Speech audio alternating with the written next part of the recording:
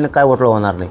म्हणजे नोकरदार वर्ग असेल, आमचा व्यावसायिक वर्ग असेल, आमचे शेतकरी मराठी असतील, गरीब मराठी असतील, डबेवाले असतील, माथाडी कामगार असतील, छोटे छोटे व्यवसाय करणारे रिक्षा टेम्पोवाले असतील, जीपवाले असतील, एस टी ड्रायव्हर असतील, कंडक्टर असतील, टेम्पोचे ड्रायव्हर असतील, परत त्या ट्रकचे असतील, सगळं बंद ठेवणार आहेत. दुकानंसुद्धा गावगावचे सगळे व्यवसाय बंद ठेवून 2 दिवस लोक सगळे वाटालावाले येणार आहेत. 29 ऑगस्टला मी मुंबईत 10 वाजता बसलो ते मराठी मला आशीर्वाद देऊन येणार आहेत. सगळेचे सगळे मुंबईत येणार आहेत आणि मराठ्यांनाही आव्हान आहे. होतं ना भविष्यात असा मराठ्यांचा विजय होणार आहे. त्याची या शेवटच्या लढ्यात तुम्ही स्वतः साक्षीदार व्हा.